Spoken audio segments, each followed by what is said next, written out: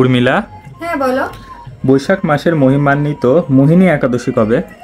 কুর্মপুরাণের বৈশাখ মাসে শুক্লপক্ষের মোহিনী একাদশীর ব্রতের মাহাত্ম্য কথা বর্ণনা করা হয়েছে এবং যেখানে স্বয়ং শ্রী রামচন্দ্র বশিষ্ঠ মুনির কাছে এই একাদশীর মাহাত্ম্য জানতে চেয়েছিলেন।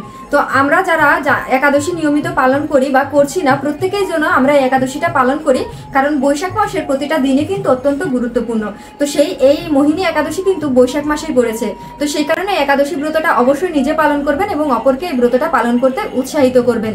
আর এই ব্রত মাহাত্ম্য কথাও যদি কেউ শ্রবণ করেন ব্রত থেকে, তাহলে তিনি সহস্র গোদানের ফল লাভ করবেন। আর সবচেয়ে বড় বিষয় হচ্ছে একাদশীটা পড়েছে আগামী 8ই মে বৃহস্পতিবার। আরও আর একটা বড় বিষয়, এই একাদশী মাহাত্ম্যে বর্ণনা করা হয়েছে যে সাধু সঙ্গের প্রভাব আমাদের জীবনে কতটা গুরুত্বপূর্ণ। অর্থাৎ ধৃষ্টবুদ্ধি নামে একজন পাপাচারী বা দুরাচারী ব্যক্তি ছিলেন, যিনি বেশ্যালয় থেকে শুরু করে এমন কোনো খারাপ জায়গা ছিল না যে তিনি যেতেন না বা খারাপ কাজ করতেন না। তার বাবা সেই কারণে তাকে গৃহ থেকে তাড়িয়ে দিয়েছিল এবং তিনি তখন বনে জঙ্গলে ঘুরে বেড়াচ্ছিলেন এবং পশু পাখি হত্যা করে তিনি সেই মাংস ভক্ষণ করছিলেন। তার জীবন এতটাই নরকের মতো হয়ে গিয়েছিল যে তিনি একদিন ক্রন্দন করতে করতে একটা মুনি ঋষির আশ্রমে গিয়ে উপস্থিত হন, ঘুরতে ঘুরতে বনের ভিতরে। তো সেখানে মুনি ঋষিদের জামা কাপড় নাড়া ছিল, অর্থাৎ জামা কাপড় নাড়লে তার কোনা দিয়ে জল পড়ে কিন্তু টপ টপ করে অনেক সময়। তো ওই যে কোনা দিয়ে টপ টপ করে জল পড়ছিল, তো ধৃষ্টবুদ্ধি এমন জায়গায় গিয়ে দাঁড়িয়েছে যে সেই জলের একটা ফোঁটা ধৃষ্টবুদ্ধির গায়ের উপরে পড়েছে।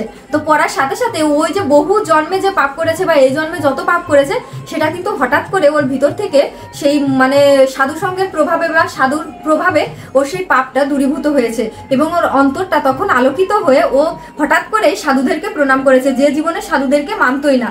তো ওই প্রণাম করার কারণে, একবার প্রণাম করার কারণে তখন ঋষিদের কাছে সে করজোড়ে মিনতি করছে যে আমি এই নরকময় জীবন থেকে মুক্তি চাই। তখন সেখানে উপস্থিত সমস্ত ঋষিরা তাকে পথ দেখায় এবং এই মোহিনী একাদশী ব্রত থাকতে উপদেশ দেয়। কারণ এই মোহিনী একাদশী ব্রত করলে আমরা অনেকেই আছি যারা এই জীবনে কিন্তু আমরা অনেক দুঃখ কষ্ট পাচ্ছি। অর্থাৎ আপনি এই জীবনে কোনো খারাপ কাজ করেননি, তারপরেও দুঃখ কষ্ট পাচ্ছেন। তাহলে এই দুঃখ কষ্টটা আপনি কোন জন্মে পাচ্ছেন সেটা কিন্তু আপনিও জানেন না, আমিও জানি না।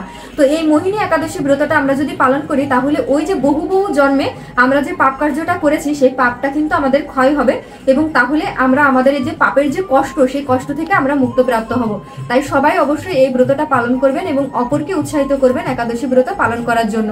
আর এই একাদশী ব্রত 8 থেকে 80 বছর বয়স পর্যন্ত সবাই করতে পারবেন, সধবা বিধবা বলে কোনো কথা নেই। আর এই যে সধবারা করতে পারবেন একটা কুসংস্কার, এই বিষয় নিয়ে আমার ডিটেলস ভিডিও আছে, কমেন্টে লিঙ্ক দেওয়া থাকবে, আর পালনের সময় আমি ডেসক্রিপশনে উল্লেখ করে দিব। তো সবাই ভালো থাকবেন, ধন্যবাদ সবাইকে, হরে কৃষ্ণা।